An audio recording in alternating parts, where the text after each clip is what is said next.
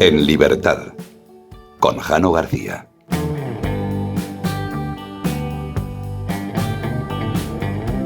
Cuentan las crónicas del 11 de marzo de 2004 que a las 7:37 de la mañana 3 bombas explotaron en el tren 21.431 en la vía 2 dentro de la estación de Atocha. A las 7:38 2 bombas explotaron en el tren 21.435 en la estación del Pozo. A la misma hora, una bomba explotó en el tren 21.713 en la estación de Santa Eugenia. A las 7:39 4 bombas explotaron en el tren 17.305 en la calle Tellez, 500 metros antes de entrar en la estación de Atocha. El pánico y el caos no tardaron en aparecer. Las líneas de emergencias se colapsaron. Los ciudadanos, que habían resultado ilesos en las explosiones, se apresuraron a tratar de ayudar a las víctimas. Los servicios de emergencia utilizaban los restos de los vagones como camillas ante la falta de medios, y decenas de ciudadanos acudieron como voluntarios para tratar de conseguir rescatar al máximo número de personas. Las autoridades políticas, tanto el gobierno dirigido por el Partido Popular y la oposición del Partido Socialista Obrero Español, condenaron el atentado y acusaron a la banda terrorista ETA. Incluso el PNV hizo lo propio. Pasaron las horas y el número de víctimas iba aumentando. De pronto, la investigación dio un giro brusco cuando Ángel Acebes, a la sazón ministro del Interior, anunció que la policía había localizado una furgoneta en Alcalá de Henares y que en su interior los agentes habían hallado 7 detonadores en el asiento delantero y una cinta en árabe con versículos del Corán. Ángel Acebes dio instrucciones para que no se descartase ninguna línea de investigación y seguía manteniendo que la principal sospecha era ETA. Después de la comparecencia de Acebes, un periódico árabe, editado en Londres, publicaba una carta de Al-Qaeda en la que se atribuía los atentados. Poco después, la cadena SER añadía más datos para la confusión al asegurar que fuentes de la lucha antiterrorista les había informado del hallazgo de un terrorista suicida entre las víctimas mortales. Desde el Ministerio del Interior dijeron que no había dato alguno que apuntara a dicha posibilidad. Posteriormente, el ministro de Trabajo, Eduardo Zaplana, desmintió categóricamente la información divulgada por el Grupo Prisa. El rey, en un mensaje a la nación, pidió unidad, firmeza y serenidad por encima de las legítimas diferencias de opinión para luchar contra el terrorismo con la firme voluntad de convivencia pacífica y democrática. Además, dijo: «Vuestro rey sufre con todos vosotros». El gobierno convocó a todos los españoles a que se manifestaran un día después de la masacre en toda España en protesta por los atentados y bajo el lema «Con las víctimas, con la Constitución y por la derrota del terrorismo». El resultado de la convocatoria fue que casi 11,5 millones de españoles salieron a las calles para condenar los brutales atentados del 11M. Solo en Madrid, 2,3 millones personas llenaron las calles. La Unión dio paso a la confrontación cuando el Partido Socialista Obrero Español, con Rubalcaba al frente, alentó a los españoles a sitiar la sede del Partido Popular y acusarles de mentir en relación a la autoría de los atentados. El resultado de la manipulación mediática fue la victoria electoral del Partido Socialista Obrero Español, con Zapatero a la cabeza, apenas 72 horas más tarde del brutal atentado. Un atentado que dejó 192 muertos y casi 1.500 heridos. Comenzamos.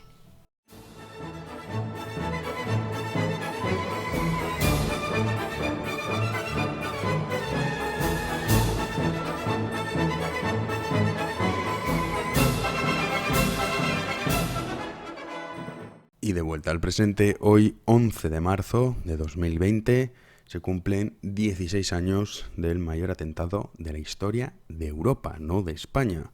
Un atentado que dejó 192 víctimas, que dejó más de 1.500 heridos, muchos de ellos mutilados de por vida, y a pesar de que el coronavirus copa lo que es la pantalla informativa y todo el mundo se dedica a hablar de ello, es importante siempre recordar a las víctimas del terrorismo y también recordar que el 11M todavía hay muchísimas preguntas que no tienen respuesta.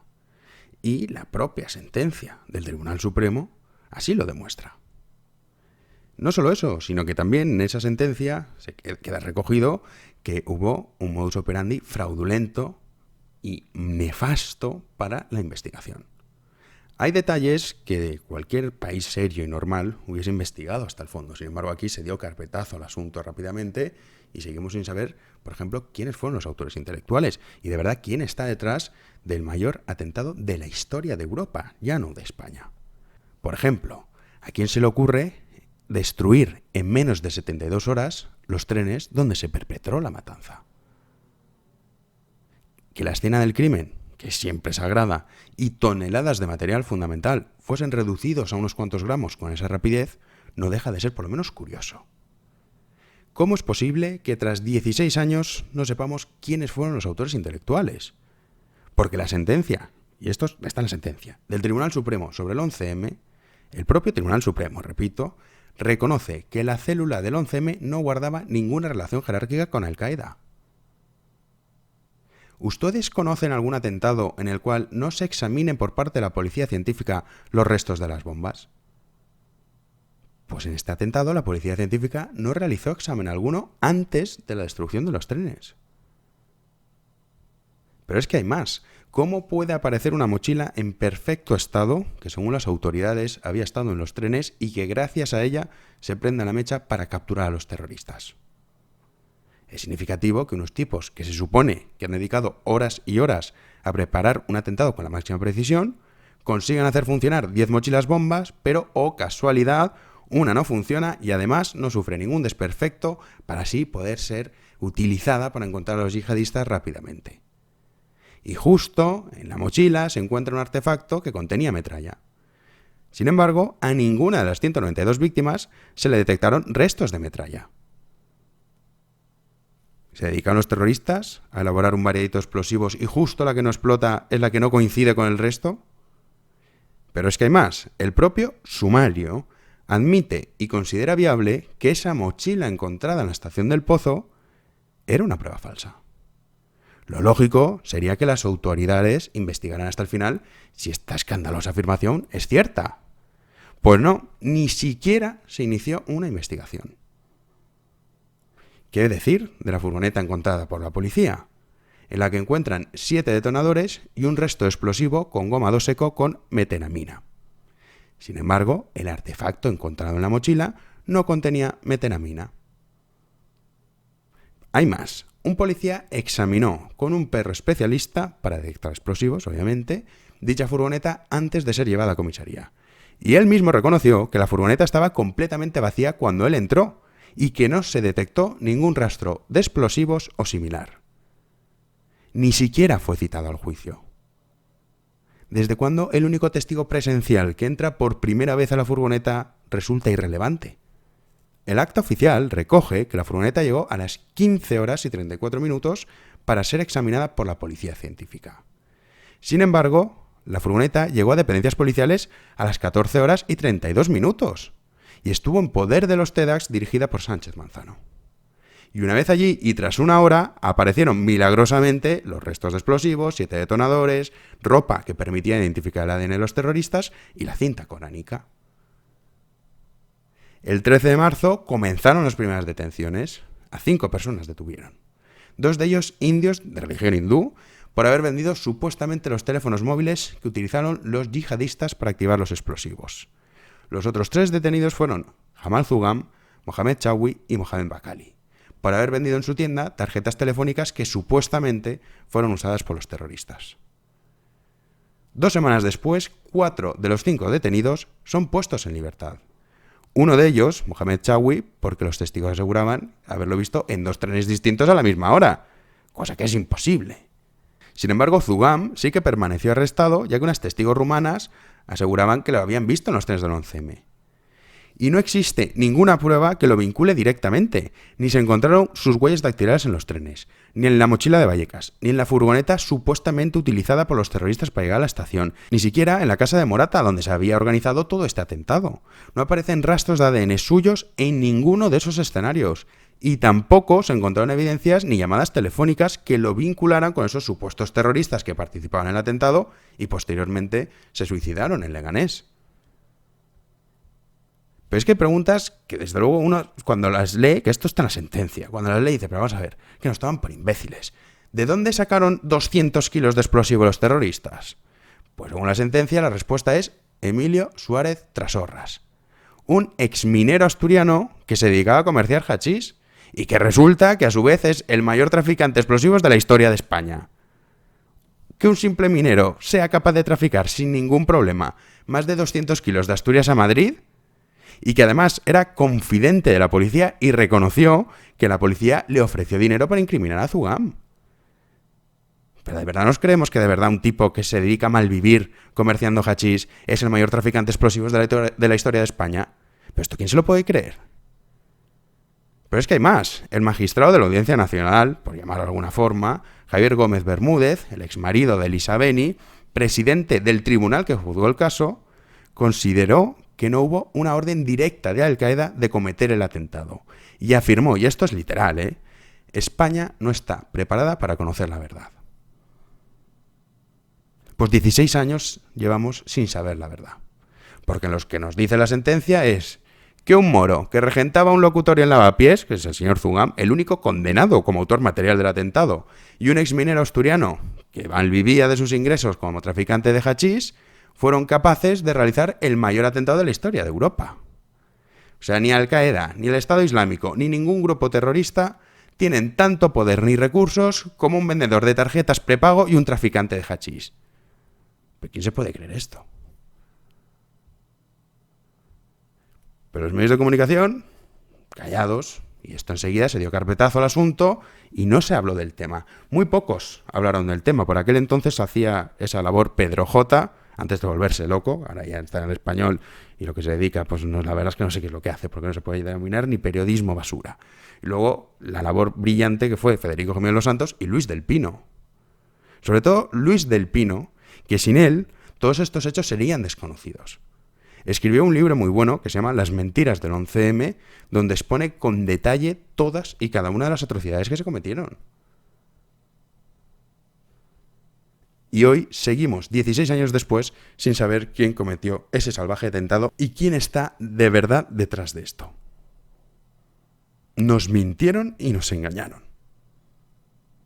Y ese atentado fue utilizado por el Partido Socialista Obrero Español para sitiar la sede del PP, para manipular a los españoles con la conveniencia de sus grupos de comunicación. En ese momento, la SER, El País eran los grupos de referencia que se dedicaron a manipular y a mentir descaradamente en las noticias para dar un vuelco electoral.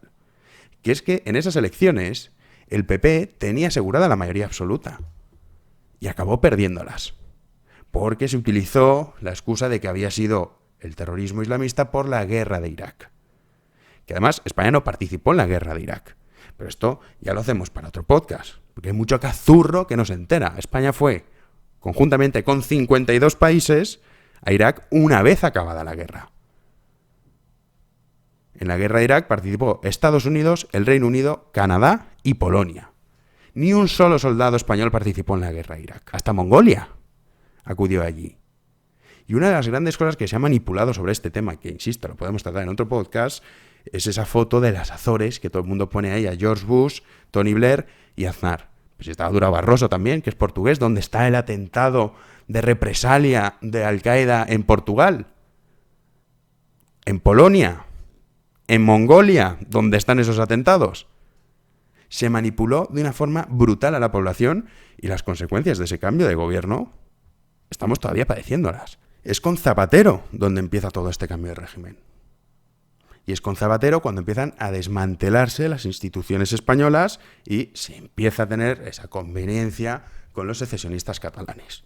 Que hasta entonces es cierto que tanto el señor Aznar como el señor González habían cedido competencias a Cataluña, pero hasta el momento no se había permitido, por ejemplo, el Estatut de Cataluña, que es el que abre la veda a todo este conflicto que tenemos ahora con Cataluña, reconociendo a Cataluña como una nación.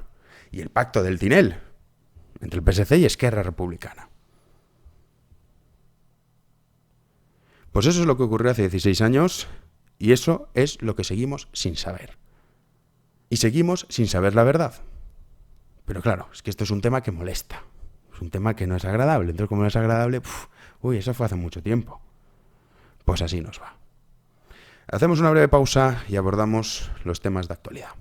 ¿Aún no cuidas tu piel como se merece? Idolman nace para cambiar las reglas de cuidado masculino. 2 líneas de tratamiento para cada momento. Urban Skincare, para hombres urbanitas, cuenta con activos tecnológicos que contribuyen a filtrar la luz azul de las pantallas, además de proteger la piel y la contaminación ambiental de la ciudad. Y la línea Suzcare, para los más deportistas que quieren proteger su piel de los rayos UVA, la sudoración e incluso los dolores musculares con su bálsamo oriental. Idolman, de venta en tiendas Primor, físicas y online. Pues la actualidad, obviamente, la copa el coronavirus y también esa histeria que se está produciendo ya no solo en España, sino también en países como Italia, Francia, no así en Alemania, pero también un aumento significativo en los casos de Estados Unidos y de hecho España, pues ahora mismo Francia ha publicado sus datos recientemente hace poco y ha superado a España, estamos prácticamente igual. Francia cuenta con 2.261 casos, 48 muertes, 12 recuperados. España cuenta con 2.262 casos, 54 muertes y 183 recuperados. Italia se siguen disparando los casos, hoy más de 1.000, ya son 12.462, 827 muertos y 1.045 recuperados. Irán, lo menciono, pero ya les digo que en esto de los datos que proporciona Irán no se fíen, porque ya ha habido estudios, y además lo comentamos, que han demostrado que las cifras de personas fallecidas por el coronavirus son muchísimo mayor. Son 9.000 los casos, 354 los muertos, 2.959 los recuperados.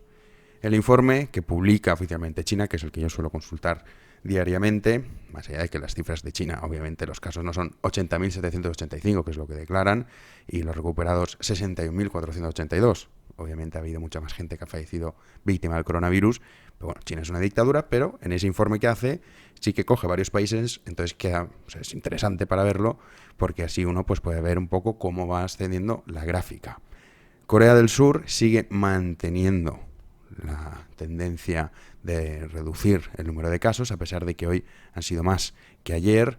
Lo mismo que ocurre con Japón, que esto es una prueba de que cuando uno hace las cosas bien puede controlar el coronavirus. Japón tiene 639 casos, recuperados 118. Japón tiene 126 millones de habitantes y es uno de los países más envejecidos del mundo. ¿Qué es lo que le pasa a España?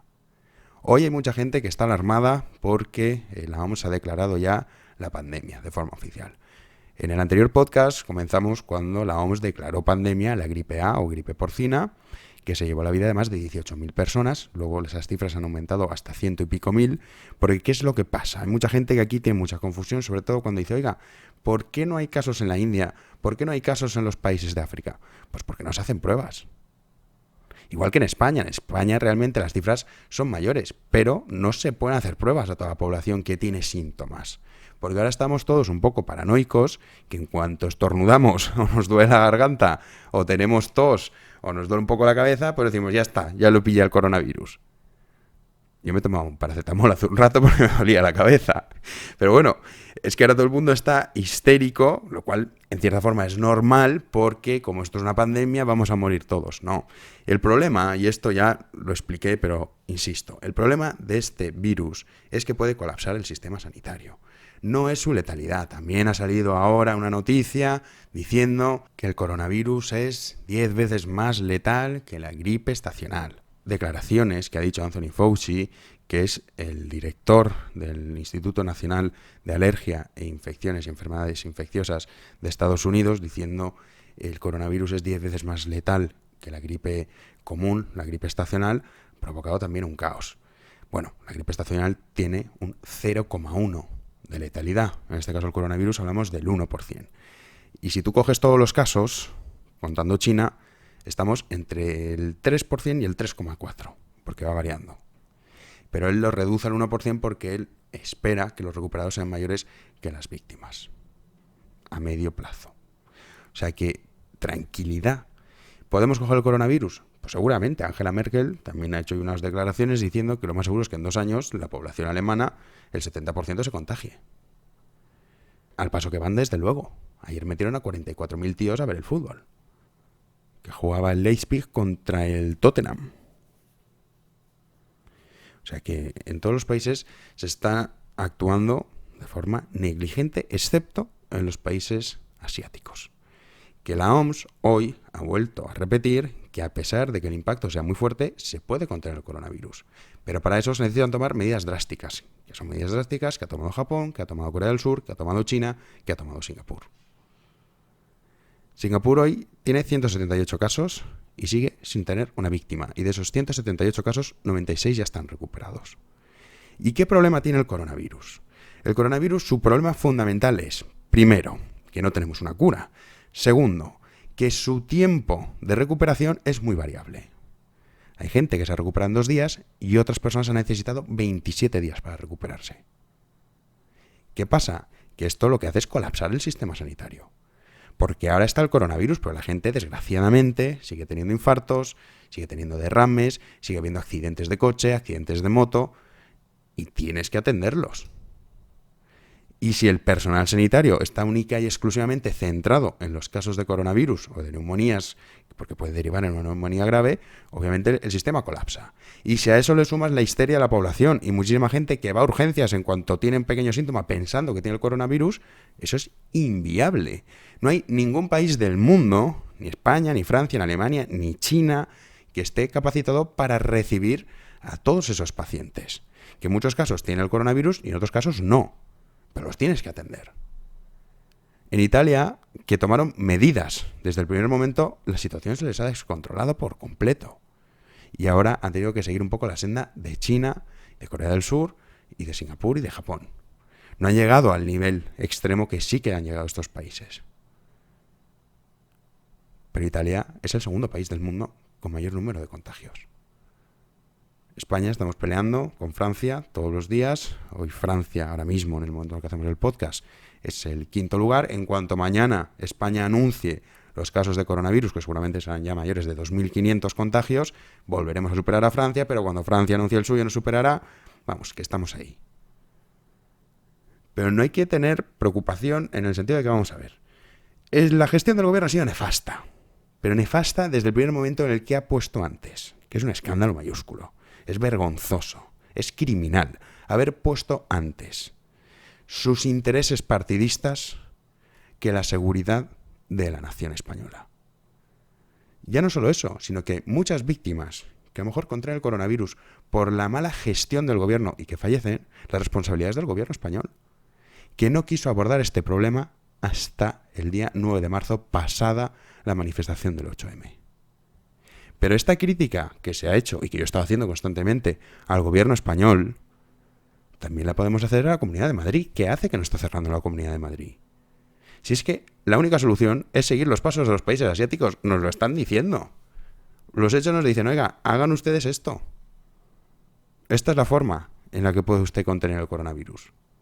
Esta es la forma en la que usted puede contener una situación extrema, que son 2-3 semanas de situación excepcional, pero luego usted puede recuperar la normalidad. Y tenemos que acostumbrarnos, sobre todo los ciudadanos, a que ahora tenemos que hacer sacrificios.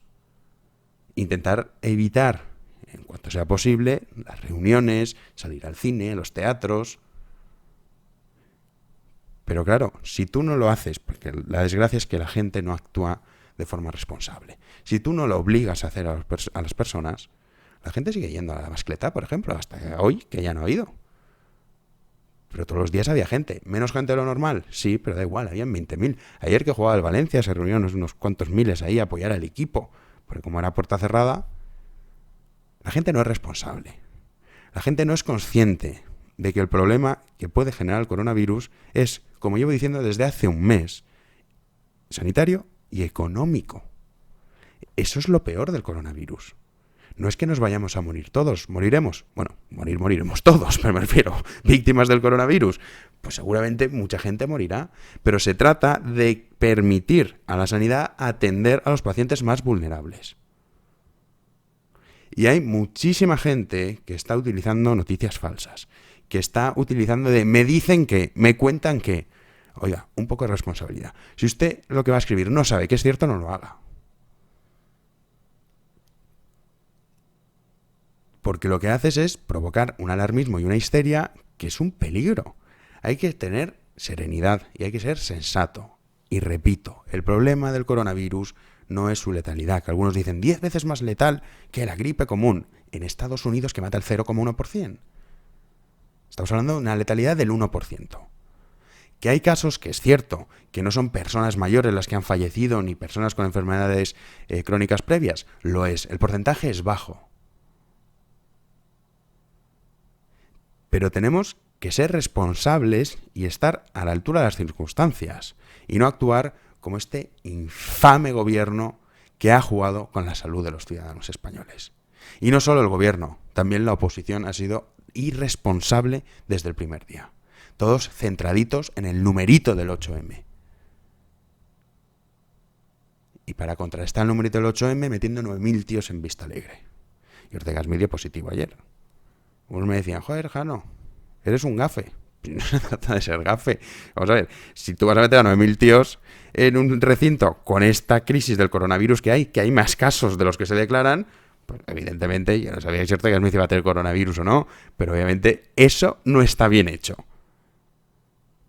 Y lo sabe cualquiera que tenga un mínimo de sentido común, y sobre todo lo sabe cualquiera que vea lo que ya ha pasado. La suerte de esto del coronavirus es que como empezó hace miles de kilómetros, ya hemos visto las consecuencias. Hemos visto cómo se puede parar. Pues aprovéchalo. A España no le viene de nuevas las consecuencias del coronavirus. Sabemos qué es lo que produce el coronavirus. Saben perfectamente ustedes cuáles son los tiempos de recuperación. Saben que eso implica que si tú tienes que tener pacientes aislados en los hospitales a lo mejor 27 días, puedes colapsar el hospital. Sabes que tú no eres China y que por lo tanto tú no vas a construir un hospital, no uno, 10 en 9 días. Y sabes que tú no puedes actuar como han actuado los chinos, a lo bestia, que en muchos casos han sido pues las cosas como son, es una dictadura, yo me quito el sombrero con la gestión que han hecho, pero obviamente han traspasado en muchas ocasiones lo que podemos considerar derechos humanos, porque a los chinos les trae sin cuidado. El gobierno chino lo que quiere hacer es conseguir erradicar el coronavirus y cerrar por completo el país. Y si va alguien, cuarentena. Y nosotros tenemos que aprovechar esa situación. Pero esta histeria que se está desatando no tiene justificación. No va a ser el fin del mundo. Eso de los supermercados vacíos. Parece que, vamos, la gente está sobreactuando. Yo ayer entré a Consum, siempre les hablo de Consum, pero es que compro en Consum, y me sentía mal, porque fui a comprar un pack de 6 zumos de manzana, que de la marca Consum, que me gustan, y veía a la gente con carros. Y bueno, no podías prácticamente entrar de los pedidos a domicilio que habían dejado una filita pequeña para poder pasar. Así no colaboramos. ¿Que este gobierno ha sido irresponsable? Sí. Que obviamente cuando tú les has estado contando a la población, no pasa nada, esto es una gripe, estos son 4 estornudos y 3 toses. Y de repente ves que se muere un tío de 64 años en Italia que no tenía enfermedades crónicas. Y dices, bueno, vamos a ver, esto no es una gripe. Y cuando ves que hay casos de personas que lo han tenido y que cuentan sus experiencias y que es un caos y un drama absoluto, uno empieza a decir, bueno, a lo mejor me están tomando el pelo. Y claro, si vas a decir, no pasa nada, a decir, universidades, colegios, todo cerrado, y ves que Italia lo que hace es cerrar el país, pues obviamente la gente dice, vamos a ver, ¿qué está pasando aquí? Y no sé por qué se dedican a comprar papel higiénico, que es una cosa que yo no entiendo. Porque, vamos, el papel higiénico, mientras haya agua, no necesitas el papel higiénico como un bien necesario. No, yo compraría otras cosas. Pero tú a la gente tienes que saber que van a actuar de forma irracional. Y cuando el pánico se apodera de la sociedad, ocurren este tipo de cosas. Y ahora muchísima gente que dice, no, es que, lo leía, ¿no? Que decían, por favor, no llamen si no tienen estos síntomas. Al primer dolor de cabeza la gente va a llamar asustada. Dicen, se tiran 3 horas para contestar el teléfono. Normal es que están colapsados. Y es que España no ha estado preparado. Vamos por detrás de los acontecimientos. Italia, que ya empezó a tomar medidas desde los primeros días, aún así se le ha descontrolado la situación. Nosotros no hemos tomado ninguna medida hasta el lunes. Yo pongo el ejemplo de Irlanda, que ha suspendido, por ejemplo, suspendió con 23 infectados. Suspendió las fiestas de San Patricio, que eso es, vamos, para un irlandés lo cuentas y no se lo cree. Y la han suspendido.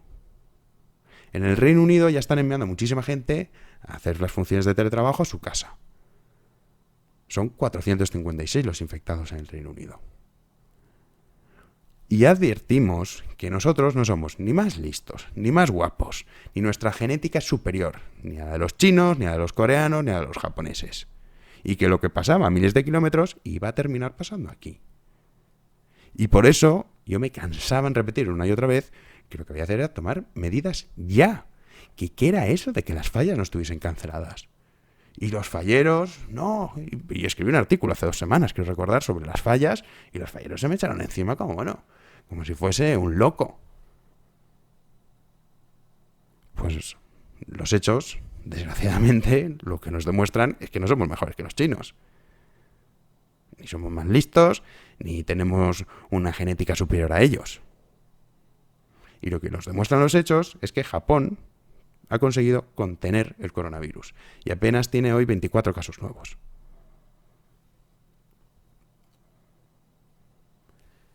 Pero aquí seguimos tomándonos esto a cachondeo. Y principalmente todo esto ocurre porque primero tenemos un gobierno que es, un cáncer para España y que las consecuencias del coronavirus, que sepan ustedes que van a ser peor que las de Italia, y no es el alarmista. Pero que sepan ustedes que nosotros vamos a terminar como Italia, es cuestión de tiempo, nos tenemos que acostumbrar a que esto va a ser así, nos tenemos que acostumbrar a que nos van a impedir salir de casa, salvo para hacer la compra y poco más, que se van a cerrar negocios, que se van a cerrar teatros, cines, etcétera, etcétera. Básicamente que se va a producir un cierre del país, cierre de la movilidad durante al menos 2 semanas. Eso, que sepan ustedes que va a ocurrir. Como este gobierno va tarde, no lo veremos a lo mejor hasta dentro de una semana, pero esto va a pasar en España. Porque ha pasado en Italia. Italia, nosotros llevamos 4 días con esto, pero es que Italia, cuando empezaron, en esos 4 días no tenían ni la mitad de los casos que tiene España. Nosotros vamos de 500 en 500.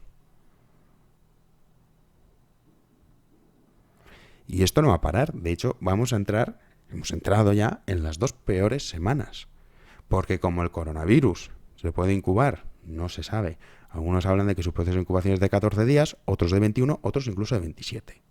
Entonces ahora van a empezar a aparecer muchísimos casos.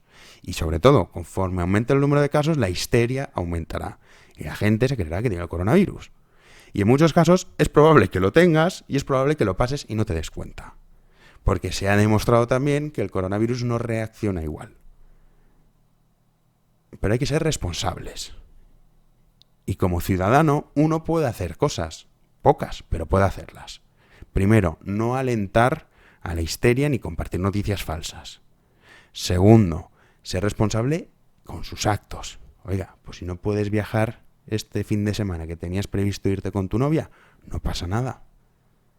Porque aquí lo que tenemos que ser es solidarios con las personas más vulnerables, que son las que están más expuestas a este virus. Y eso implica, pues sí, restringir nuestros movimientos. Por ejemplo, ¿uno quiere quedar a comer? Pues no vaya a comer a un restaurante. Quede a comer en casa con su amigo y evitar los saludos, evitar los besos, evitar visitar a las personas mayores. No les digo pónganse la mascarilla porque la gente no se la pone, es alucinante. Uno sale por la calle y nadie lleva mascarilla. Deberíamos llevar todos mascarilla. Por el que pueda estar contagiado no lo pueda contagiar a los demás, y en el caso de la persona que esté sana que no la pueda contraer. Pero no llevamos mascarilla, no estamos desinfectando el transporte público, que debería cerrarlo. El metro, el autobús, son focos de contagio. Llegamos tarde, pero vamos a llegar a eso. Y nos tenemos que acostumbrar a vivir en una especie de situación de guerra. Pero claro, si la gente, que ni siquiera hemos empezado, ya se vuelve loca, no me quiero imaginar qué va a pasar cuando el gobierno de verdad empieza a tomar las medidas que no tiene más remedio que tomar. Porque esto lo que está haciendo es colapsar el sistema sanitario, y los médicos y los enfermeros no son robots, son seres humanos. Y no hay ningún sistema de salud que esté preparado para el coronavirus. Ninguno. Y aquí empieza con el rollo, ¿no? La sanidad pública y gratuita es la mejor, la de España. Sí, lo que ustedes quieran. Pero España no está preparada para el coronavirus. Y todavía es peor porque no se han tomado medidas. Y el efecto va a ser muchísimo más alto y en una velocidad muchísimo mayor que en otros países. Porque No han tomado en serio las consecuencias del coronavirus. Y repito, los países que dicen algunos ya, el calor va a acabar con el coronavirus. Mira África, no hay casos. Vamos a ver, señores, en Zimbabue todos los días se mueren miles de personas. No están haciendo ninguna prueba. Pues igual que se le mueren 3.000, pues han muerto 4.000, pues ni se enteran.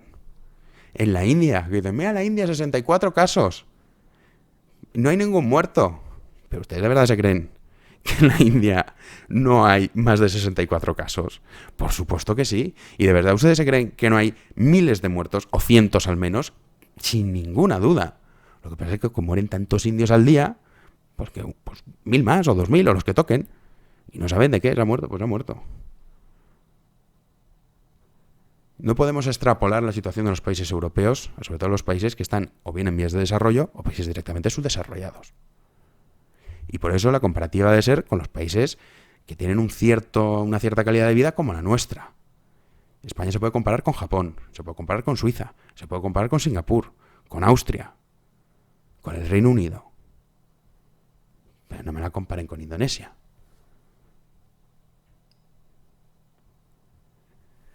Así que en España entramos en la fase del caos, lógico, normal, cuando tú has actuado de forma irresponsable y las consecuencias las acabas pagando, y encima cuando tienes a un tipo que yo no había visto una cosa tan grotesca en mi vida, que es el señor Fernando Simón, que hay que recordar que este hombre mintió y engañó a los españoles. Y este tipo debería pagar penalmente, no estoy exagerando, lo que ha hecho. Escuchen lo que decía el señor Fernando Simón hace 3 semanas.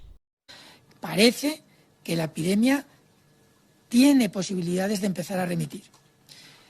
Nosotros creemos que España no va a tener, como mucho, más allá de algún caso diagnosticado. Esperemos que no haya transmisión local. Si la hay, será transmisión muy limitada y muy controlada. Pero España tiene que trabajar en todos los escenarios posibles. Mentira. Y ya lo decíamos. Porque no todos somos tan tontos de creernos lo que nos cuenta el gobierno, y menos lo que nos cuentan estos medios de comunicación. Y algunos, pocos, leíamos los informes de China, de Singapur, de Japón, de la OMS. Perdíamos nuestras horas para ver qué es lo que estaba pasando con el coronavirus. Y por eso decíamos, cuidado señores, que esto del coronavirus es más serio de lo que parece. No por su letalidad, sino por lo que puede acabar provocando en un país. Pero es que hoy ha salido y se estaba riendo. Mientras estaba contando los casos de contagios que había, le entra la risa. Y los periodistas ahí se partían de risa con él, escuchen. De transferencia de grandes grupos de población potencialmente.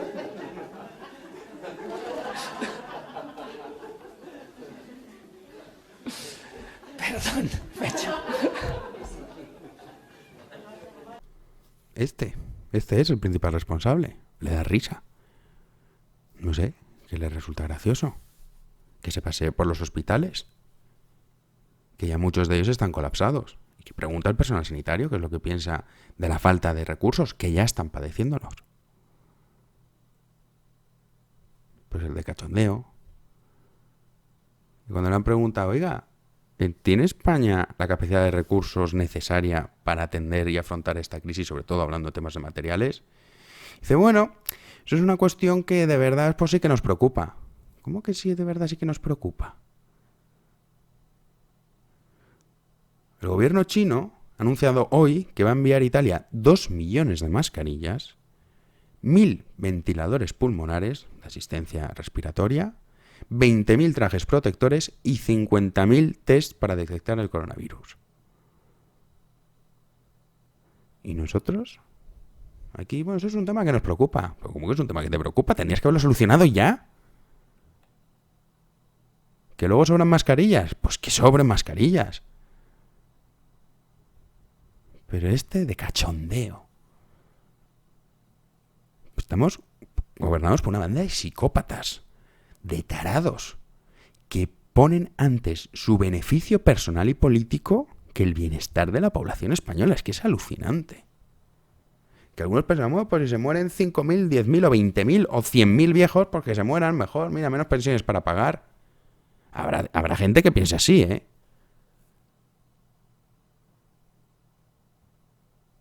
Increíble. Y este hombre es el que dijo que el 8M, si su hijo le preguntaba si iba a ir a la manifestación o no, que hiciese lo que quisiera. Este es el responsable, junto con el gobierno, de parar el coronavirus en España. Pero ¿cómo no vamos a superar Italia? Por supuesto. ¿Cómo no vamos a estar peor que Italia? Por supuesto. Y yo, si fuese millonario, la desgracia es que no lo soy, pero si lo fuese, yo ya habría cogido un avión y me hubiese largado de España. No tengan la más mínima duda. Me hubiese largado a Singapur, que allí, además, si luego contraes el coronavirus, pues vale, tienes que pagar $5.000, porque en Singapur ahora han dicho que todos los turistas que vayan a Singapur y que contraigan el coronavirus, el tratamiento lo van a pagar ellos. Me iría a Singapur, que tiene una tasa de recuperación superior al 55% y que además está haciendo las cosas bien para controlar el coronavirus. La desgracia es que, como no nos podemos ir, nos tenemos que tragar a esta gentuza, que es gentuza criminal. El 8M todo era estupendo, no pasaba nada, en España no había caos, y de repente, es que es muy fuerte, señores, que tengan 48 horas congeladas las cifras desde el viernes con 671 contagiados, y que el lunes terminemos con 1.500. Es que, de verdad, no tiene nombre lo que han hecho estos tíos. Y ante la pregunta que le hace un periodista al ministro de Sanidad, licenciado en Filosofía, que no tiene ni idea, estará alucinando, le hablarán y no entenderá nada, sale ahí con esa cara que sale el hombre y dice, bueno, pues voy a decir lo que me han escrito aquí. Cuando le preguntaron, tuvo los santos bemoles de responder esto. Les quería preguntar por qué se decide hoy, martes, 48 horas después de la manifestación multitudinaria del 8 de marzo, suspender los eventos con más de 1.000 personas y por qué esa decisión no se tomó previa a esta manifestación donde se podría haber contagiado masivamente muchísimas personas, teniendo en cuenta los datos que ya se manejaban. El cambio de situación, creo que lo comenté ayer, lo quiero reiterar hoy, se produjo el domingo al anochecer. Domingo al anochecer tuvimos un incremento de casos muy significativo. Los teníais ocultados los casos mentirosos, canallas, miserables, irresponsables. Justo fue a acabar la manifestación del 8M y de repente, ¡uy! ¿Qué incremento de casos significativos hemos sufrido? Pues vamos a tomar medidas. Basura, gentuza, que no tiene nombre. Es que no tiene nombre. Es que esto es una absoluta tragedia para España, que en este problemón que tenemos. Porque la gripe A fue un problema también, insisto, la OMS declaró la pandemia. Tampoco nos volvamos locos. Esto ya pasó hace 10 años. Pero la gripe A sabíamos cómo reaccionaba, sabíamos sobre todo a qué gente afectaba, que sí que es verdad que principalmente era gente mayor y gente joven no. El coronavirus sí que se lleva a gente joven por delante, pero que estos tíos tengan las narices de salir ahí a decir, no, justo conocimos el cambio de situación al anochecer. Teníais guardados los casos en el cajón y estoy seguro que lo siguen teniendo y poco a poco van diciéndolos, porque si de verdad supiésemos los casos reales que tienen detectados, nos asustaríamos. Y siguen sin decir la cantidad de test que se realizan al día. No lo sabemos. Y también yo me pregunto una cosa. España dice que tiene 183 recuperados por coronavirus. ¿Cómo es posible que el gobierno, pienso yo, una idea loca que tengo, no ponga los testimonios de la gente que ha pasado el coronavirus y que se ha recuperado y que ya está estupendamente para que los españoles se tranquilicen? ¿O es que a lo mejor no hay ni un recuperado? ¿O de verdad creerán que tranquiliza más a la población hacer un vídeo de Sánchez entrando, que como que le cuesta andar, diciendo, bueno, voy a hacer el esfuerzo de andar para que me vea la gente? Que es una cosa asquerosa lo de Pedro Sánchez. Solamente sus movimientos corporales ya te muestran lo que es un absoluto fantoche. Si es que es un fantoche, hecho presidente del gobierno con una banda de fantoches hechos ministros, vicepresidentes y demás. Pues no, una musiquita de fondo y Sánchez ahí abordando la reunión de, bueno, voy a salvar España. No veo yo ningún testimonio de los recuperados por coronavirus. ¿Por qué no vemos eso? No sé, llamadme loco, a lo mejor eso tranquiliza a la gente. No lo sé, a lo mejor no. A lo mejor a la gente lo que le tranquiliza es que salgan diciendo que la letalidad del coronavirus es 10 veces mayor que la gripe común. Entonces la gente, claro, si te quedas en el titular, dices, desastre, caos. Oiga, es el 0,1 en Estados Unidos la gripe común, estamos hablando del 1%. No nos volvamos locos. Miremos bien los datos, informémonos bien de las cosas. Porque esto va a ir a peor. Y cuando estemos en un escenario peor, si las cosas ya están así, que la gente está volviendo loca, cuando esto vaya más, es que no me quiero imaginar qué es lo que va a pasar. Esta gente ha jugado con la salud de los ciudadanos españoles. Y ha jugado sobre todo con la nación, con el futuro de la nación. Y las consecuencias que va a tener el coronavirus en España las vamos a vivir, por supuesto que sí. En hospitales y también en términos económicos. Que España no es que esté boyante, ¿eh? Pero esto es lo que tenemos, señores. Aún así, insisto, vienen tiempos difíciles, vienen semanas que van a ser muy duras y sobre todo vienen medidas que no nos van a gustar. Pero tenemos que ser sensatos, tener la responsabilidad que no tienen nuestros gobernantes, no solo nuestros gobernantes, sino la clase política en general, porque ya me contarán ustedes lo de Vox, porque es que hay que ser cenutrio, pero ya no solo porque pueda pasar lo que ha pasado, sino que tú ahora cómo vas a criticar la gestión del gobierno. ¿Qué vas a decir? Es que nos han ocultado datos, salían. Pero por Dios, sabías perfectamente lo que había. ¿O es que no leéis lo que pasa en otros países? A lo mejor es el problema, que no leen. Y me los imagino ahí elaborando el discurso de Abascal y todos, uy, qué bueno, uy, sí, esta frase buenísima, pero en esta grita más para que la masa se enfurezca y digan ¡viva Santi! Ridículos. Pues también la oposición tiene su parte de responsabilidad. Ciudadanos fue a la manifestación del 8M, el PP también. Escondidos, mandaron ahí a 4 sin pancarta ni nada, como diciendo, bueno, que no se enteren mucho que estamos por aquí. Porque a lo mejor nos pegan, claro, es lo que le pasó a los de Ciudadanos. En fin, nos queda Su Majestad el Rey. Yo, personalmente, es en la única figura política que tengo algo de confianza, aunque obviamente pues el hombre está atado de pies y manos.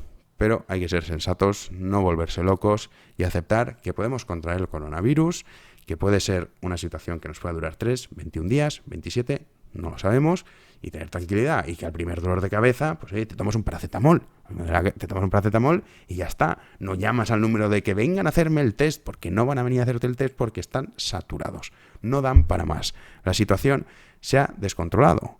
Y como no se han hecho bien las cosas, ni se ha previsto lo que iba a ocurrir, que era evidente y que ya muchos decíamos, es que esto es lo que va a pasar seguro, sí o sí, porque nosotros no somos mejores ni especiales, pues bueno, como las cosas están como están, uno tiene que adaptarse a la situación. Y sobre todo, tranquilizarse. Que esto no es el fin del mundo. Y que cuando se apliquen las medidas, que las veremos, hay que acostumbrarse a ver esas imágenes que parecen más bien propias de una guerra química para saber que es la única vía que hay para capear esta tormenta. Y la tormenta pasará. La humanidad ha resistido y España ha resistido a adversidades muchísimo mayores que la del coronavirus. Y hemos salido siempre de ellas.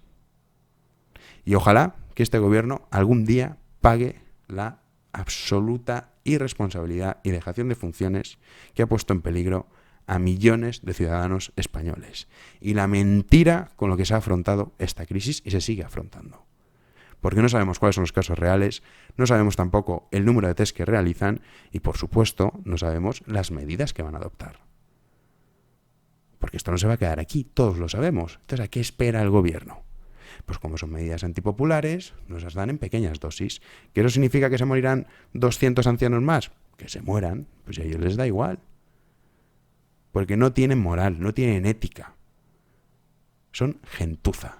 Y desgraciadamente, lo peor de todo, con lo que yo me quedo, es que esto es lo que han elegido los españoles. Y en cierta forma, es como un golpe del destino, en el cual nos están diciendo, ustedes querían jugar a meter a personas que no han trabajado en su vida, que no tienen ningún tipo de oficio a dirigir un país.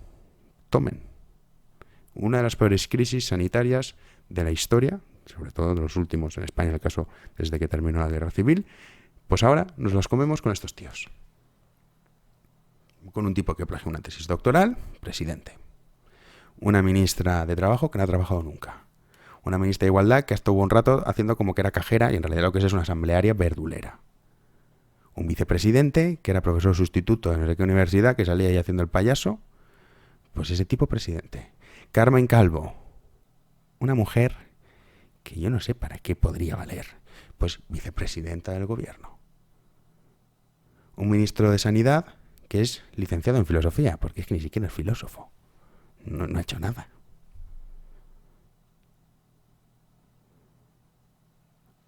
Un ministro de Consumo que, esto es alucinante, es el señor Alberto Garzón, que es un tío que su ideal es Cuba, que lleva chupando del bote toda su vida, que no vale para nada. Es que es un cazurro, es mejor que no hable, es mejor que se quede encerrado en su casa.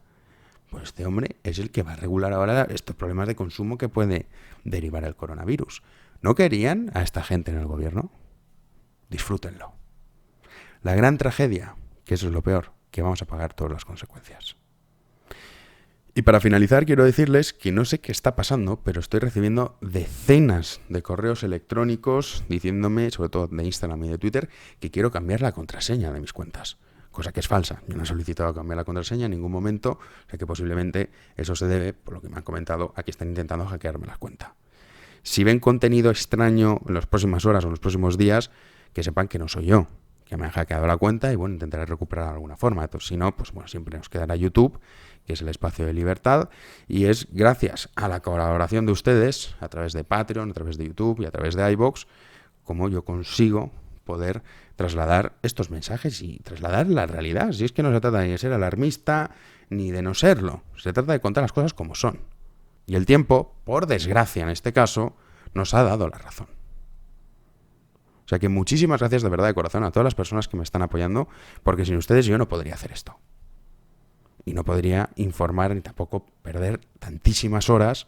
Llevo todo el día con el tema del coronavirus, que al final uno acaba agotado y llega a un punto que, mira, es que me da igual cogerlo, o sea, ya pasas, porque dices, es que ya estoy saturado del tema. Pero bueno, hay que informar y hay que contar la verdad. Porque la gente se merece saber qué es lo que está pasando. Y se merece que le trasladen lo que no le trasladan los medios de comunicación convencionales. Que mientras estábamos de risitas, de estas son 3 toses y 2 estornudos, algunos ya decíamos, señores, esto es mucho más que eso. Porque puede derivar en algo mucho peor. Así que muchísimas gracias de corazón por su apoyo. Gracias de verdad a todos los patronos, a todos los que estáis colaborando a través de YouTube y también los colaboradores a través de iVoox. Muchísimas gracias por estar ahí. Nos vemos en una próxima entrega. Hasta luego. Como saben, el programa En Libertad se financia a través de las aportaciones de sus oyentes. Si desean colaborar, pueden hacerlo en www.patreon.com/Jano García. www.patreon.com/Jano García. La vida de este programa depende de ustedes. Muchísimas gracias.